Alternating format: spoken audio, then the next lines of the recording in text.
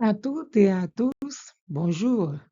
Nous vous retrouvons aujourd'hui pour notre chronique Lire la Bible entre les lignes.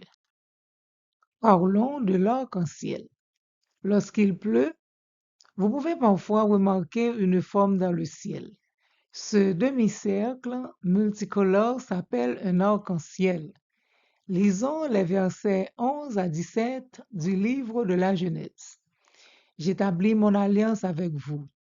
Aucune chair ne sera plus exterminée par les eaux du déluge, et il n'y aura plus de déluge pour détruire la terre.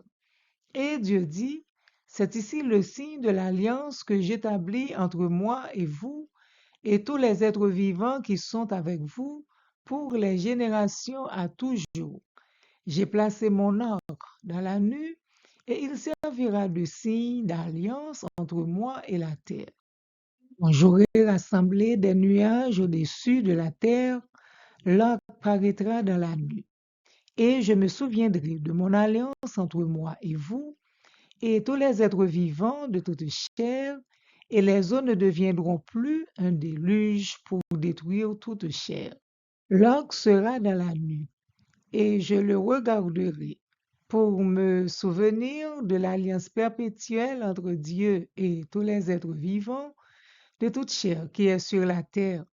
Et Dieu dit à Noé, tel est le signe de l'alliance que j'établis entre moi et toute chair qui est sur la terre. L'arc-en-ciel nous rappelle le déluge, le retour de Jésus et le jugement dernier.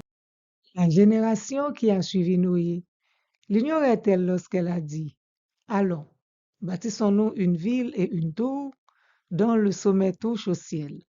Et faisons-nous un nom afin que nous ne soyons pas dispersés sur la face de toute la terre. On comprend ainsi que depuis l'apparition du péché, l'être humain est resté le même, rebelle et incrédule. Notre génération ne voit-elle pas elle aussi l'arc dans le ciel? N'ignore-t-elle pas non plus l'histoire des bâtisseurs de la tour de Babel? Pourquoi ne croit-elle pas en la parole de Dieu?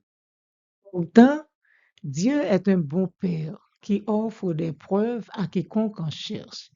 Certes, l'arc-en-ciel est un phénomène naturel, mais il est aussi le signe du jugement dernier. Je vous encourage donc à choisir la vie. Prions. Père céleste, merci de nous donner toutes les clés pour nous préparer à te rencontrer lors de ton retour. Amen. À bientôt.